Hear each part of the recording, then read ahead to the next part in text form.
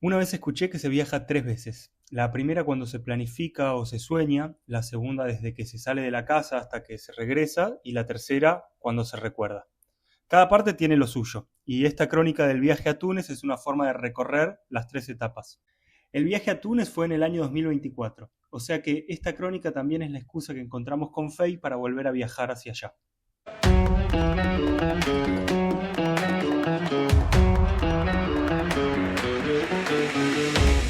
Son las 11 de la noche, ingresamos al puerto de Palermo, cruzamos a pie una barrera que parece abandonada y caminamos desde la entrada norte hacia el sur, con nuestro equipaje en la mano. El calor nocturno del verano siciliano se mezcla con las ansias de encontrarse con algo desconocido que nos genera mucha ilusión. Apuramos el paso por el asfalto gastado, por soportar diariamente los camiones cargueros, hasta que encontramos a lo lejos un gran grupo de personas iluminadas por los faroles eléctricos.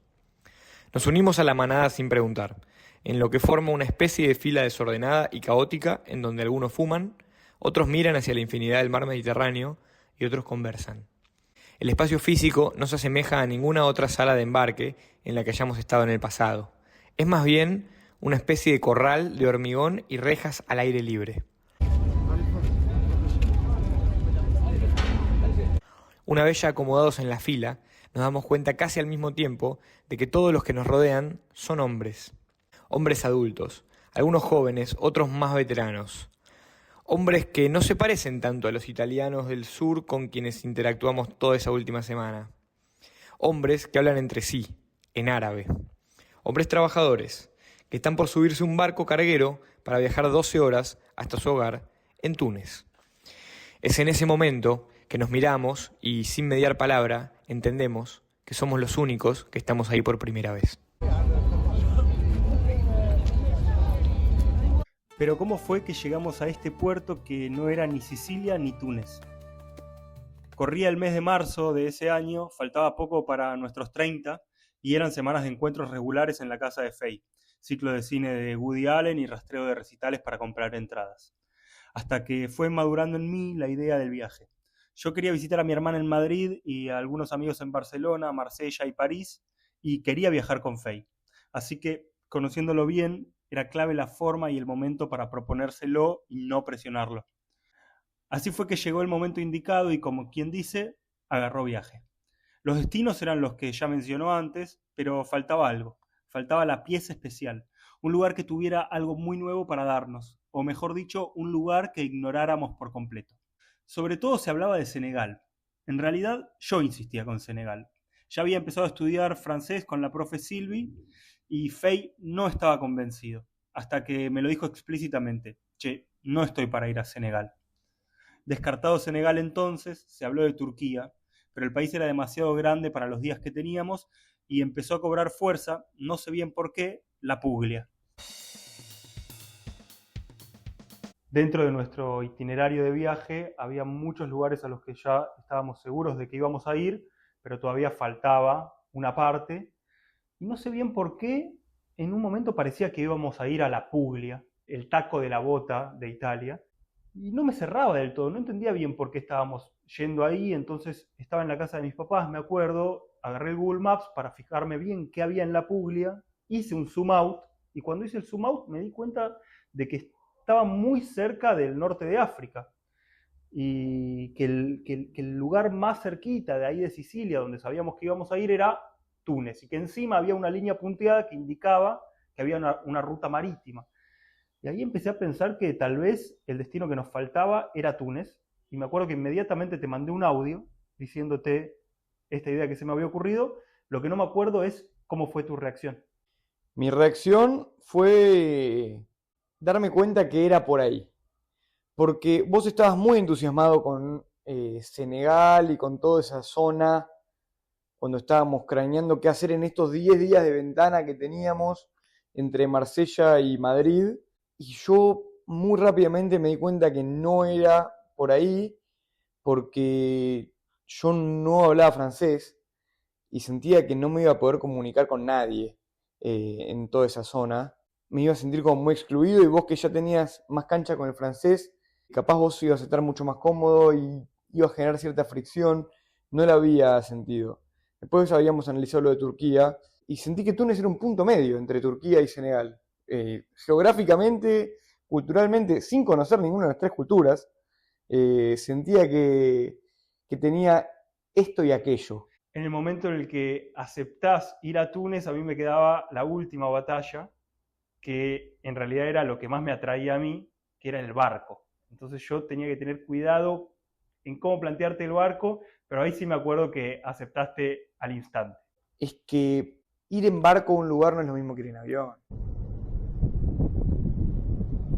El precio era el mismo, 40 euros el asiento en el barco y 40 euros el asiento en el avión. Claro, en el barco también había camarote, pero era mucho más caro, valía como 150 euros, entonces no era una opción. El plan era tomar el barco en Palermo, atravesar el mar Mediterráneo por el canal de Sicilia y llegar a Túnez. Y una vez en Túnez, combinar hostels con Couchsurfing, que es una plataforma que conecta viajeros con anfitriones que ofrecen alojamiento sin dinero a cambio, tomar trenes, recorrer los mercados, hablar francés, conocer personas. Con la decisión de ir a Túnez, el recorrido final del viaje quedaba de la siguiente forma: París, Marsella en la costa azul del Mediterráneo, Sicilia en Italia, Túnez y Madrid. Era tarde por la noche, unas 23:30 horas, y estábamos ahí en el puerto de Palermo. El enorme barco blanco y azul de la compañía Grimaldi estaba posado en el puerto y el proceso de carga ya había comenzado. Del lado derecho de la bodega, en el interior del barco, ya estaban acomodados los containers de mercadería. Los 240 autos de pasajeros iban entrando uno a uno y se acomodaban en la parte del medio. Cada auto contaba con un dispositivo en el techo para agregar más y más equipaje. Las personas que esperábamos en el corralito éramos las que viajábamos sin auto. 1000 personas son las que caben a bordo en diferentes ubicaciones. Asiento, que era lo que teníamos nosotros con Fey, camarote y una ubicación más que valía 5 euros, pero en ese momento no estábamos al tanto de que existía. Nuestro lugar asignado en el barco era en una sala de unos 150 metros cuadrados con filas de asientos comunes, como si fuera el ferry de Buenos Aires a Colonia. Desde nuestra sala y casi desde todos los espacios del barco se podía salir a los balcones o pasillos externos para ver el mar calmo y encontrarse con otros pasajeros. De las alrededor de 1000 personas que viajábamos, había algunas pocas familias y la enorme mayoría eran trabajadores golondrina tunecinos que volvían de trabajar en Italia. Solo 3 personas no hablábamos árabe: Fey, yo y un inglés que andaba por ahí. 12 horas hay de distancia por vía marítima entre Sicilia y el norte de África. Yo me preguntaba cuando estábamos esperando ahí en el puerto, ¿dónde iba a caber toda esta gente? Porque cuando estábamos sacando los pasajes, no, o sea, el lugar donde íbamos nosotros entraban unas 50 personas y había unos 40, 50 camarotes y había mucha más gente ahí afuera. Había mucha gente, había muchos autos y había containers también. En el momento en el que nos autorizan a ingresar al barco, la gente estaba muy apurada, empezamos a subir escaleras y escaleras y escaleras, y ya la gente se iba acomodando en los pasillos. Entonces nosotros entramos y había gente con sus alfombras en los pasillos, y ahí yo ya empecé a pensar, ¿dónde estamos? ¿Qué boleto es el que tenemos? Sí, sobre todo yo veía gente que se estacionaba cerca de los enchufes, como para enchufar un celular, una tablet o algo así. Se estacionaban ahí y dije, bueno, capaz tienen que cargar ahora, aprovechan hasta que sale el barco y cuando sale el barco, como tienen asiento o camarote, se van a meter en su lugar.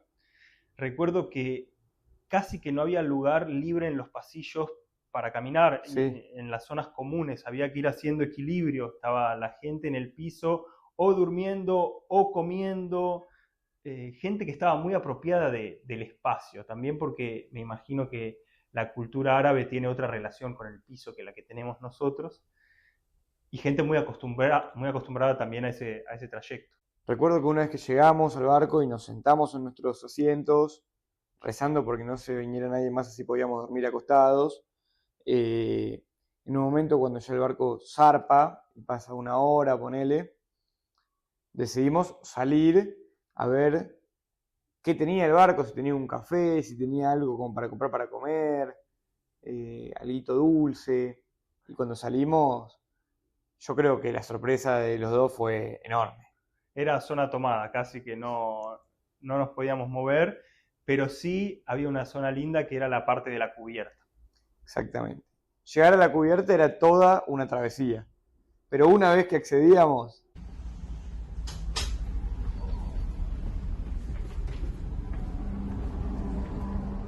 llegamos, había un cielo azul increíble, un calor abrasador, pero de esos abrazos asfixiantes. Yo estaba un poco fastidioso por el calor y por la falta de sueño, un poco cagado por lo desconocido y porque esto no era Italia, y también bastante feliz porque la travesía había superado por completo mis expectativas. Y todavía faltaba hacer el control migratorio, que no fue muy ameno, nos trataron de forma un poquito hostil, pero avanzamos y una vez que salimos del puerto teníamos que llegar a nuestro hostel y no teníamos mucha información y había dos maneras de llegar, en taxi o en transporte público. Y a mí me fascina llegar a un lugar nuevo y tomarme un transporte público porque ese primer recorrido, esas primeras conversaciones dicen muchísimo de lo que va a ser ese nuevo lugar. Y yo estaba de acuerdo con vos en términos generales, pero en esta situación en particular, yo quería ir en taxi, porque no teníamos internet, no teníamos señal, y nos habíamos fijado desde Sicilia que para llegar a nuestro hostel había que tomarnos un tren, después un colectivo, y después caminar unos 20 minutos por la Medina. Reconozco que el tema de no tener internet fue un capricho mío, yo quería hacerlo a la antigua, hablar con las personas, no depender de un Google Maps, y te agradezco por haberme seguido.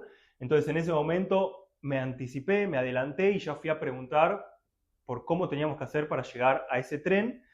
No se me ocurrió mejor idea que dirigirme a unos uniformados, unos militares que tenían unos rifles que intimidaban, y le pregunté cómo cambiar plata para poder pagar el tren, y el tipo escuchó mi pregunta, llamó a sus compañeros, les contó lo que yo les había dicho y se empezaron a reír entre todos porque evidentemente pagar el tren era algo ridículo para ellos. Fuimos a la estación de tren, nos tomamos el tren y el tren ya fue una cosa de locos. Yo, a los 5 segundos de haber entrado al tren y de habernos sentado, me relajé completamente. Entendí perfectamente cómo iba a ser Túnez y cómo terminó siendo, que es un lugar de gente muy tranquila y muy buena. Aparecieron los primeros enormes personajitos que eran unos niños que jugaban en las puertas del tren en movimiento, las puertas abiertas, atrás encima se veía el agua porque el tren estaba pasando por arriba del mar y parecía una película de cine indio con un típico tren de esa zona. Y nos bajamos del tren y tuvimos que hacer la conexión en bus y ahí había una persona que nos miraba todo el tiempo y nos miraba y yo ya me empecé a incomodar hasta que en el momento en el que llegó nuestra estación, esa misma persona nos dijo, tienen que bajar acá, y ahí entendí perfectamente por qué nos estaba mirando. El tipo simplemente nos quería ayudar. Bueno, perfecto. Entonces ya estamos en Túnez, terminó la travesía de 12 horas en el barco por el mar Mediterráneo, tomamos un tren, lo conectamos con un colectivo, las personas nos ayudaron, nos sentimos a gusto, el clima está lindo. Pero antes de seguir con la historia de este viaje, me gustaría que repasemos un poquitito la historia de Túnez, su geografía, cómo es el país y cómo se encuentra actualmente.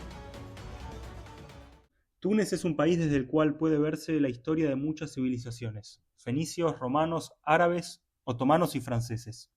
En el actual territorio de Túnez, en el siglo VIII a.C., floreció Cartago, una gran ciudad fenicia.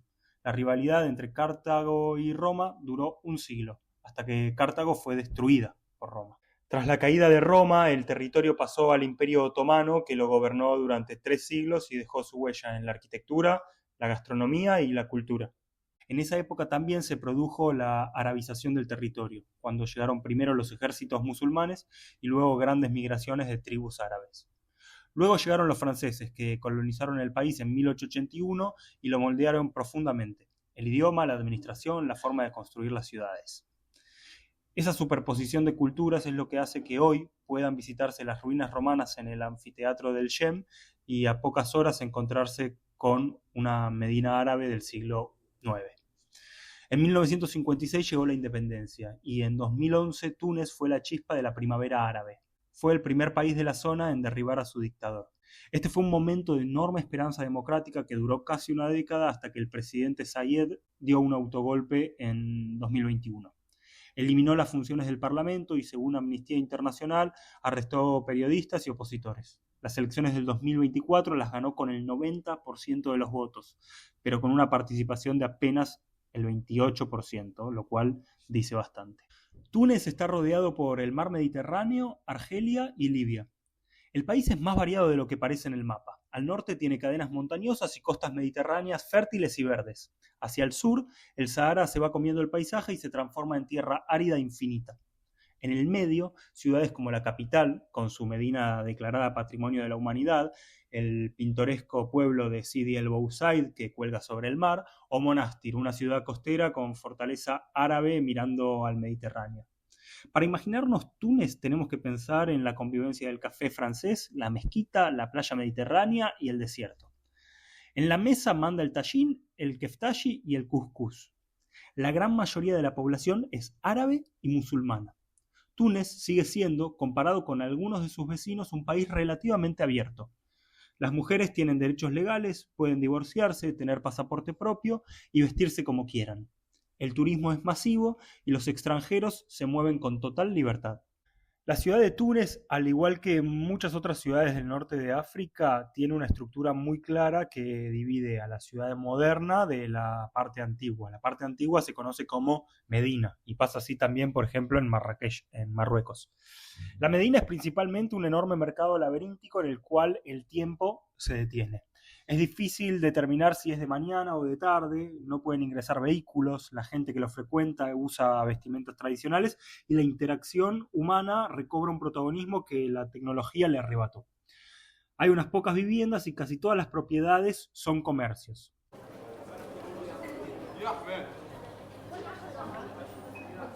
Decidimos hospedarnos en un hotel, en realidad un hostel, dentro de la Medina, pero relativamente lejos del corazón del centro comercial para vivir una experiencia lo más local posible.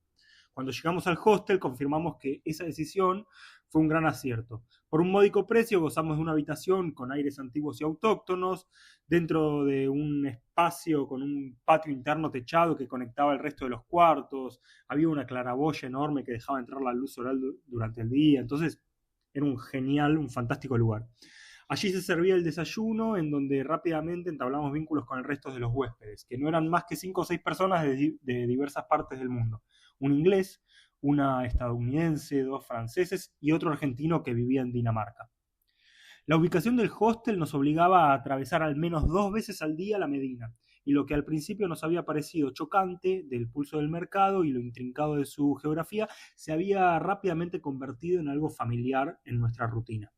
Empezamos a reconocer comercios, olores, esquinas y bifurcaciones. Pudimos entender dónde estaban los especieros, los textiles, los plateros y los bazares. Reconocimos carteles y caras. Incluso nos encontramos con los niños del tren del primer día, aunque esta vez Fey no me creyó. Parecía imposible que sean los mismos. 48 horas bastaron para que nos moviéramos como peces en el agua o como camellos en el desierto.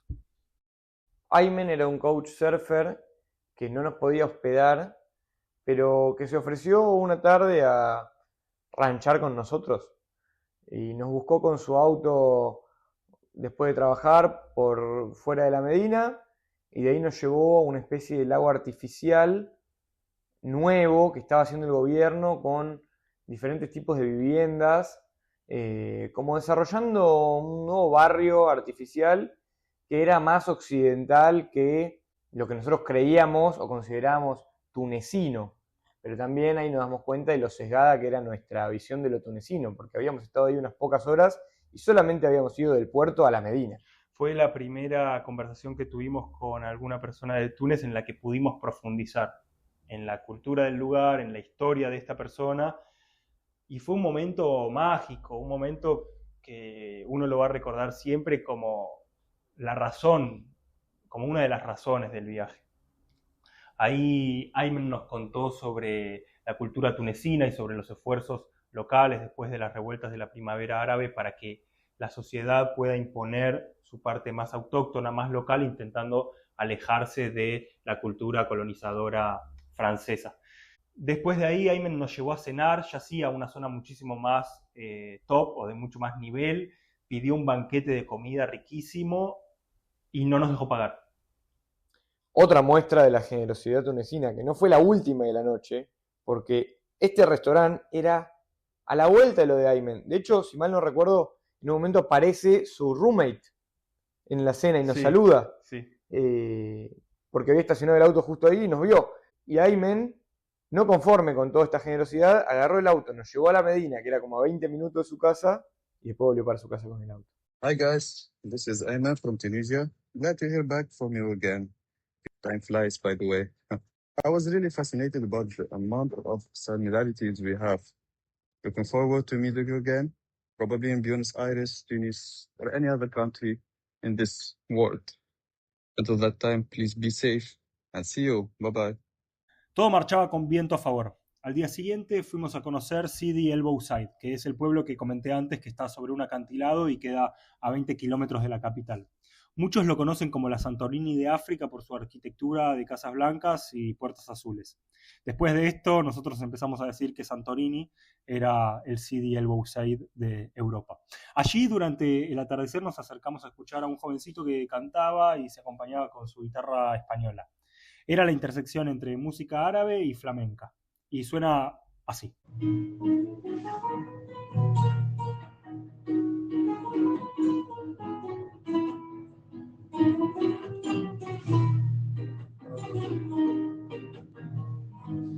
Se llamaba Asís y nos dio su guitarra y nosotros hicimos Luna Tucumana.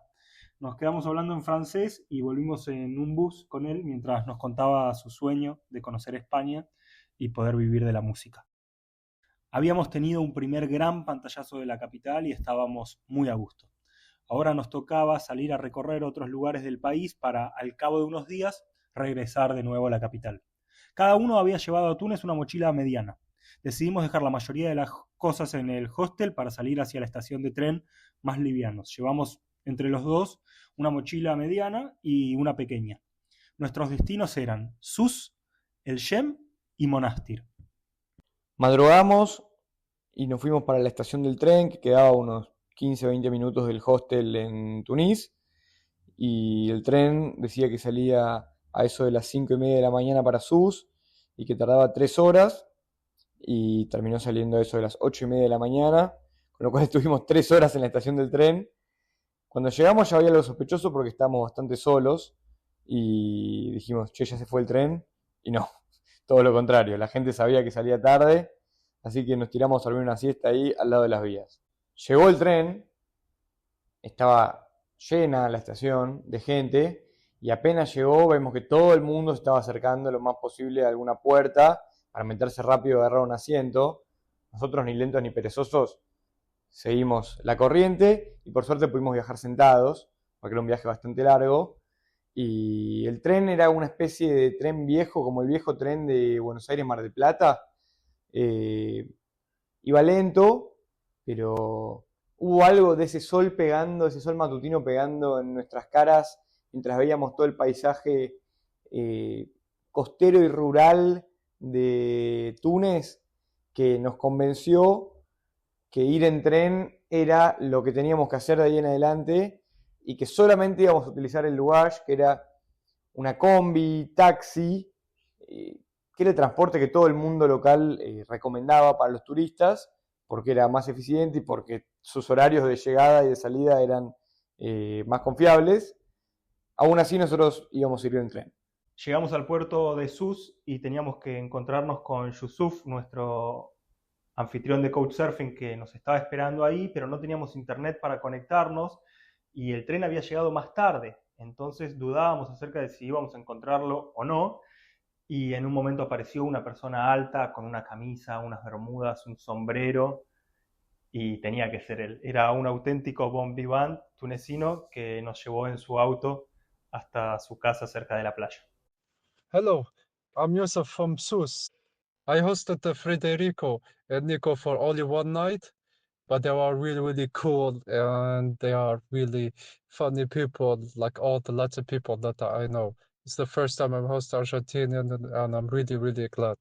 So, hope to see you very, very soon, guys.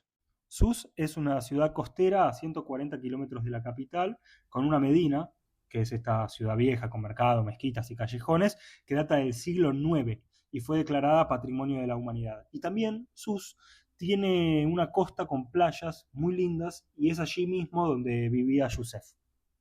Yusuf vivía en el segundo piso de un complejo costero con seguridad privada a las afueras de la ciudad de Sus, que tenía acceso directo a la playa, una playa pública muy linda con beach volley y un mar cálido hermoso, y muchos lugarcitos para comer, para comprar cosas, comercios, etcétera, que realmente era un complejo muy occidental. Podría haber estado ahí, como podría haber estado en Miami, como podría haber estado en la costa argentina, como podría haber estado en Tel Aviv o en Japón. El departamento de Yusuf era muy modesto, pequeño, con una vista muy linda, y ahí vimos que también estaba hospedando a otra persona que era de Chile, y el lugar era chico. Entonces, Nico, ¿vos dormiste en una cama? En un sillón cama, ponele, sí. El chileno también en un sillón cama, y yo me acomodé en el piso, que solamente necesitaba silencio, y así fue la estadía.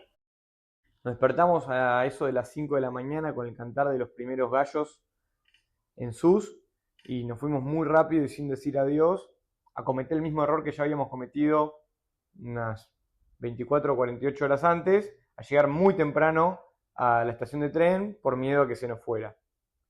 Esta vez la demora no fue de 3 horas, fue de 1 hora y media, y nos subimos a ese tren que ya venía cargado de gente, entonces no pudimos sentarnos. Terminamos yendo como en un vagón de carga, muy lleno de gente, muy repleto, en donde recién en un momento del viaje pudimos atinar a sentarnos en el piso.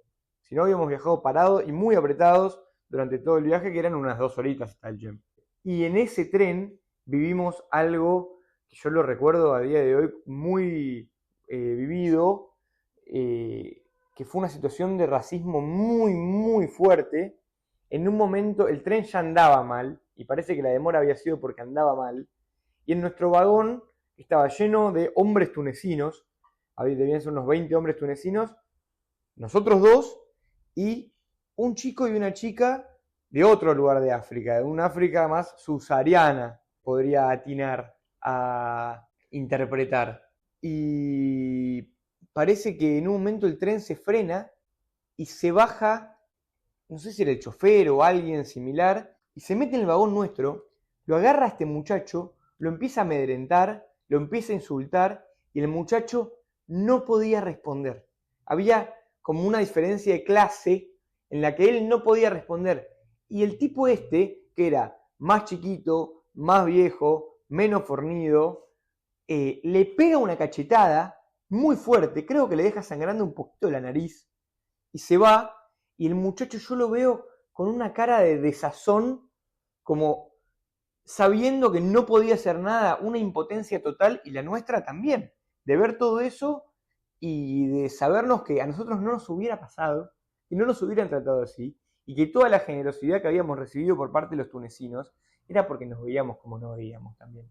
Y que si hubiéramos sido del África subsahariana, no hubiera sido lo mismo. Luego de ese tren llegamos a El Yem.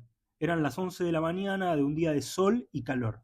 El Yem es básicamente una aldea pequeña y tranquila en el medio de la nada tunecina, que tiene la particularidad de albergar uno de los anfiteatros romanos mejor conservados del mundo.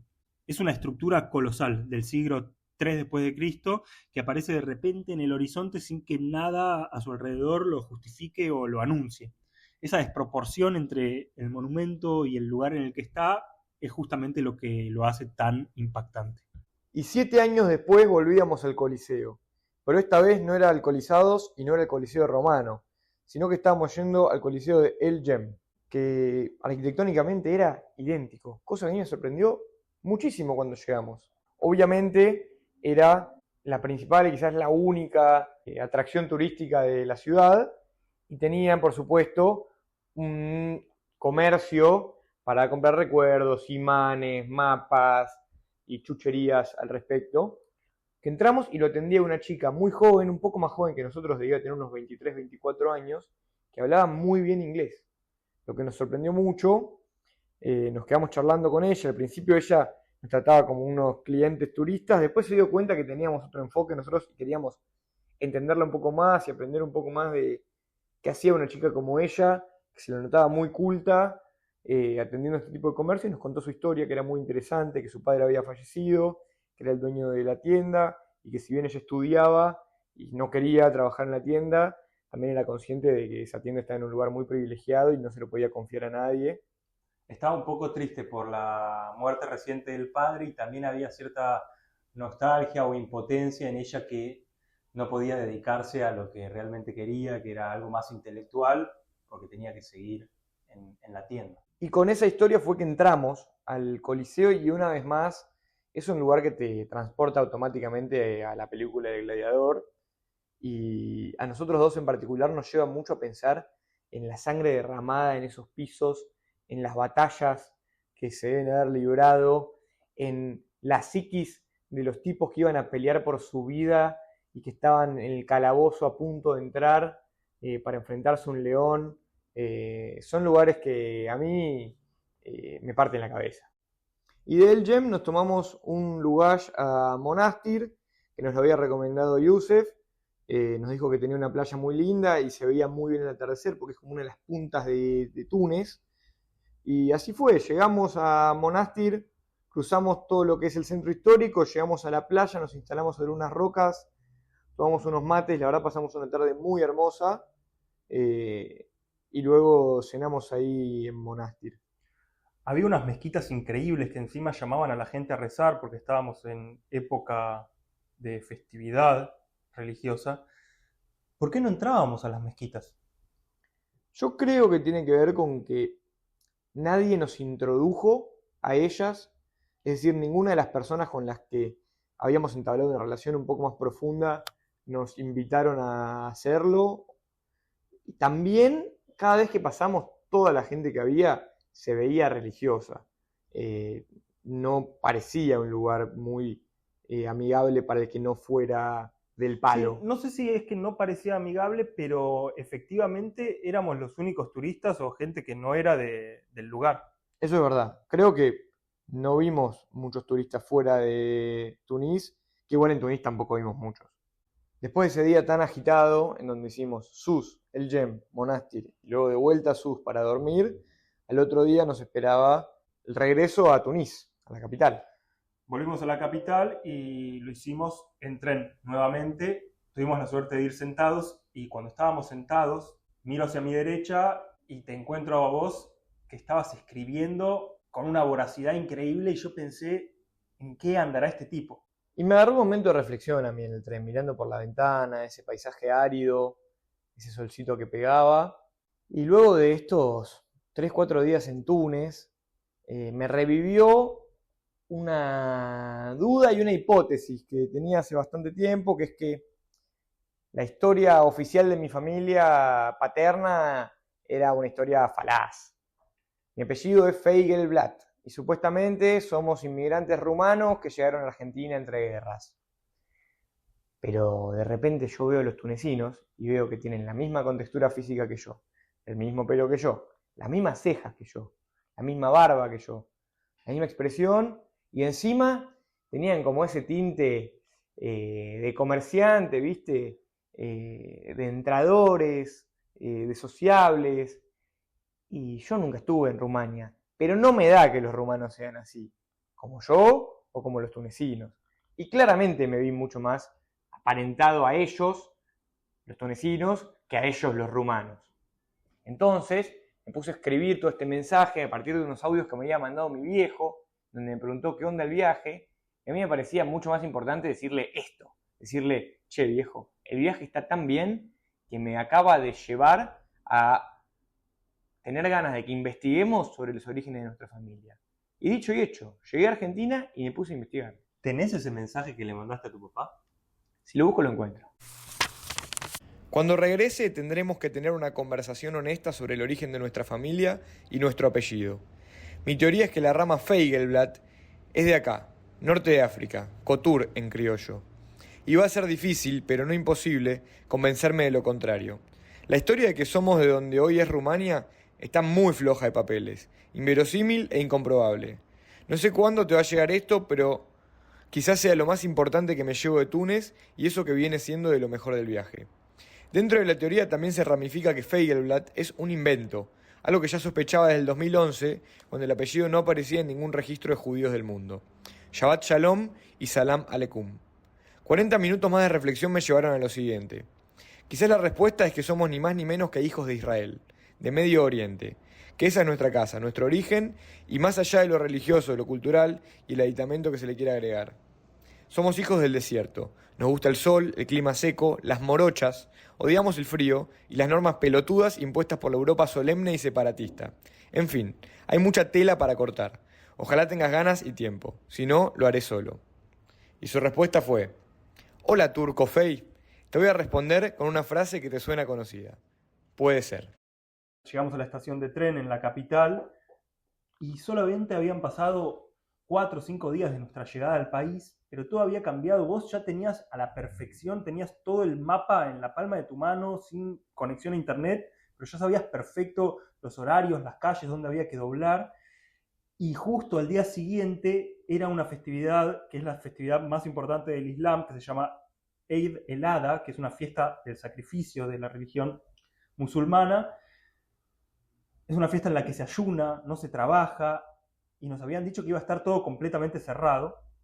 Entonces teníamos que aprovisionarnos, teníamos que comprar comida, porque al día siguiente íbamos a tener que ser autosustentables. Sabíamos que en el hostel no nos iban a dejar cocinar porque la cocina era un lugar prohibido para los visitantes, entonces nos bajamos del tren y ya habíamos visto que a la vuelta de la estación de tren había un puestito callejero de un muchacho que vendía una comida muy típica que se llamaba tajín. Que se asemeja a una tortilla de papa de acá. Sí, era como una tortilla de papa fría con algún que otra verdura más y algún condimento más curriesco. Nada que ver con el tajín marroquí, que nosotros al principio nos confundimos. Y llegamos al tipo y le dijimos, ¿cuánto sale un tajín? Y nos dijo, ponele un tunecino, dirham. O dirham es el de Marruecos. ¿Cómo se dice plata? Porque era eso. Dinar. Un dinar. Un dinar. Un dinar. Che, y si compramos 20, le tratamos de negociar. Capaz le sacamos un 18 por 20, dinar. 17 por 20. Algo hicimos. Le compramos básicamente todo el abastecimiento que tenía para ese día y de ahí caminamos con las mochilas para el hostel. Llegamos al hostel y estaba el mismo muchacho que había estado los días anteriores que nosotros habíamos estado en el hostel, a quien le habíamos dejado nuestro equipaje. Y cuando llegamos nosotros, muy acalorados, después de caminar, con 20 tajín en la mano, llegamos y le decimos, hola, Alain, Mohamed, no me acuerdo cómo se llamaba. Ponele que se llamaba Mohamed. Hola, Mohamed. No, se llamaba Ahmed. Hola, Ahmed. Ahí está. Bueno, era una mezcla de Alain y Mohamed. Ahmed. Hola, Ahmed. ¿Podemos dejar esto en la heladera? Y Ahmed nos mira y nos dice, ¿DNIs? ¿Pasaporte? Como si hubieran venido los de Men in Black y le hubieran hecho lo del rayo de la memoria. Como si hubiera olvidado nuestra existencia. Un hostel que tenía 6 huéspedes. Pero para vos fue una daga al corazón.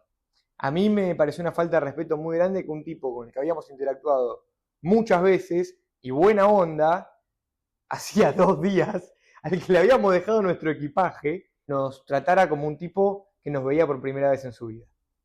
Me ofendí, por supuesto. Y desde ahí le hice la cruz. Decidimos que en este feriado íbamos a ir de vuelta para Sidi el Busaid, porque estaba la playa y aunque el día estaba medio nublado, lloviznado, dijimos, bueno, es el mejor lugar para pasar el feriado. Caminamos todo el yuk, en donde vimos la cabeza de un cabrito que estaba siendo sacrificado, que había sido sacrificado esa mañana. Vimos un charco de sangre. Y ahí nos dimos cuenta de otra superficie más de lo tunecino y lo tunecino religioso, con lo que no habíamos tenido tanto contacto. Y de ahí nos tomamos un lugar a Sidi el Busaid. Pasamos el día ahí y a la vuelta empezaron a abrir algunos comercios a la noche, nos habían dicho que el ayuno terminaba con la primera estrella, entonces algún que otro comercio había abierto, estábamos muy tranquilos, muy relajados, nos habían dicho que había un bus que salía a las 9, nosotros 9 menos 10 estábamos en la parada de La Marsa, pero al parecer en ese día especial los horarios eran distintos, algo que obviamente no podíamos prever y con lo que tuvimos problemas todo el viaje con el tema de los horarios del transporte público. Y fuimos entonces a una parada de Lugash, que nos habían dicho a la ida que iba a haber Lugash a la noche, que íbamos a estar bien, que estemos tranquilos. Pero de repente llegamos a la parada de Lugash y había como unas 20 personas. Al poco tiempo empezó a desmoronarse esa fila porque muchas personas empezaban a tomarse taxis creyendo que ya el transporte público estaba terminado. Sí, y nosotros podríamos habernos tomado un taxi, volvimos a la disyuntiva taxi o transporte público. Yo de vuelta estaba decidido de que este era un día para tomarnos un taxi, quizás compartirlo con alguien de ahí, no había ningún problema, pero la situación lo ameritaba y vos estabas en la de que no, de que había que ir en Lugash. Pero eso, con el correr de los minutos, cuando cada vez nos la vimos más negra, cambió. Yo estaba más para el Lugash porque en la parada había una chica de nuestra edad, tunecina, con la que me puse a hablar, que hablaba más o menos bien inglés, y nos dijo que iba a pasar el Lugash y que ella cualquier cosa nos traducía y que íbamos a subir con ella y que iba a estar todo bien. Y a mí me dio mucha confianza. Se llamaba Yoser. Hi guys, my name is Yusr. I'm a 25-year-old Tunisian girl. I come from Tunisia, a very small country in North Africa. And we were looking for what we call taxi jama'i, which means a collective taxi that takes people from La Marsa to Tunis. Y en un momento llegó el Lugash con una conductora muy particular que se hizo cargo de toda la situación y nos subió a todas las personas de la fila en una combi. Parecía el auto de Edgar en el programa de Petinato. We were completely lost and we didn't know how we're gonna go back home. And there were like 30 people waiting for a taxi, which it usually takes only 8. And then a woman, a driver of a collective taxi, came and she like put us all in that taxi, like 15 or 20 people. Éramos unas 20 personas en un lugar donde entraban 10.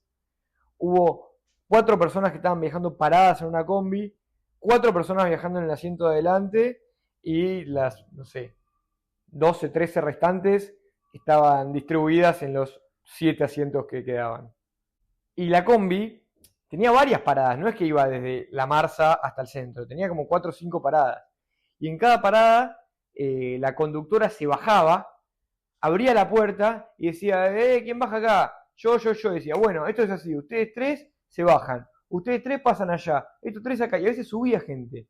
Y la mina organizaba todo a la perfección, como si fuera un Tetris tridimensional al que ella había nacido para jugar. Y también las personas que compartían la Lugash con nosotros no podían creer que había 2 personas de Argentina en ese contexto. I remember having Fere, I guess, on my lap, and there were so many people, and she was driving crazy fast because she didn't want to get caught by the cops, because it's illegal to have that many people in one car. And yeah, it was super fun and super dangerous, and we were freaking out, and people were asking me, where are they from, what are they doing in here in Tunisia? So we were speaking English, and they thought, are they okay, are they gonna get home safe? And I was like saying yeah. And I actually admired the guys. They were so much fun, and they were so carefree. They weren't stressed about it, and they were just enjoying the moment and living the experience. Even I, as a Tunisian, I experienced that only one time, and it was crazy. Claro, porque nos escucharon hablando inglés con Yoser y le empezaron a hablar a Yoser y ella les empezó a decir que éramos de Argentina, y cuando nosotros decíamos Argentina había un loco que se estallaba de la risa y decía Argentina. Así, era muy loco, fue muy gracioso eso. Realmente se generó un vínculo carnal en ese recinto. Y bajamos con una sensación parecida a la de la conversación con Aymen al principio del viaje, diciendo, che, para esto vinimos acá. Sí, y cuando nos bajamos del Lugash caminamos con Yoser hasta La Medina, que eran como unas 7, 8 cuadras charlando, y nos contó un poco de su vida también, que estudiaba, que tenía ganas de irse a vivir afuera. Nada, conociendo distintos perfiles de la gente que vivía en Tunís. Realmente sentíamos que había algo en nosotros que ya estaba causando atracción en tunecinos y tunecinas. Cada vez que esperábamos un tren o un lugash, se nos acercaban a conversar. Nos preguntaban si estábamos bien o cuál era el juego de cartas que estábamos jugando. Caminábamos por todos lados, no importaban los 40 grados de agobiante calor que batían sobre la avenida Habib Bourguiba y sus bulevares. Y un día, bajo los 40 grados y en esta misma avenida sin sombra, 3 niños venían por la misma vereda que nosotros, pero en dirección contraria. Cuando estábamos a pocos metros, aceleraron el paso y yo empecé a sonreír. Ellos también. Eran los niños del tren. Esta vez no había ningún tipo de dudas. Les compartimos agua fría que cargábamos en el termo, nos dimos un abrazo y seguimos caminando bajo los 40 grados de la ciudad de Túnez. Si bien no sacamos ninguna foto de ese momento, esa es la última imagen que tengo de esa parte del viaje. Todo completamente conectado.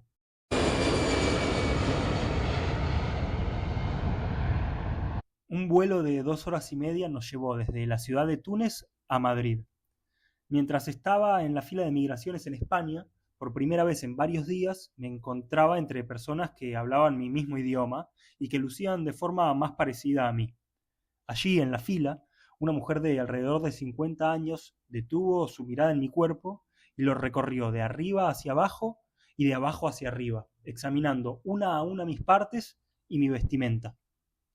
En ese momento fue que entendí el viaje por Túnez en su justa dimensión. Y después de Túnez, ya en Madrid y también en Buenos Aires, cuando terminamos todo nuestro viaje, todo el mundo nos preguntaba por Túnez. Y nuestro viaje había tenido muchas más ciudades y países, pero lo que todo el mundo quería saber era qué onda Túnez. Y a todo el mundo le terminé diciendo lo mismo, que es, Túnez está buenísimo, la gente suele ir a Marruecos y Túnez está mucho mejor, la gente es más piola, nos trataron bárbaro, no sentimos ningún tipo de inseguridad.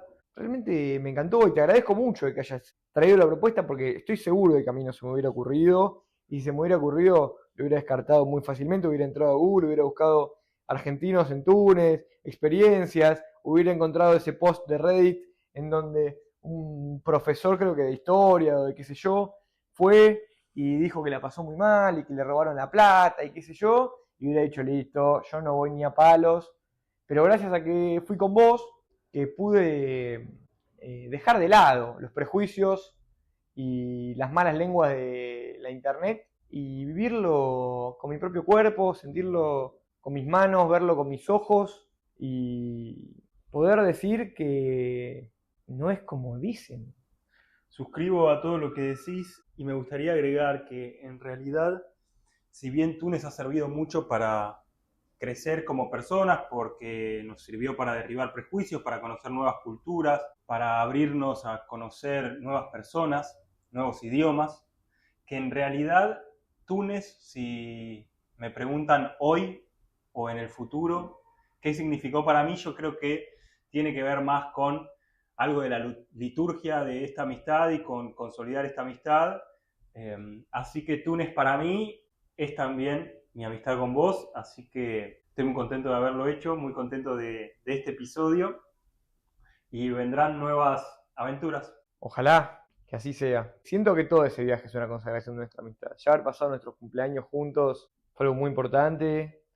Toda la previa de ese viaje, haberlo planificado, la cantidad de veces que nos juntamos, fue algo muy lindo de haber vivido. Momentos también de mucha tensión y de mucho estrés laboral y de mucha vorágine, mudanzas. Y bueno, realmente que haya superado nuestras expectativas era algo muy difícil que terminó sucediendo. Sucedió.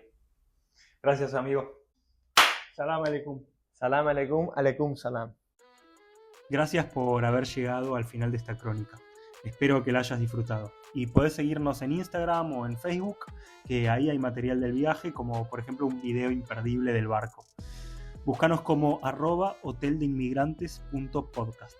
También puedes escuchar el episodio 8 con la crónica de viaje en Estambul, que si te gustó este, seguramente te va a gustar ese también. O también puedes escuchar cualquier otro episodio que habla sobre migración.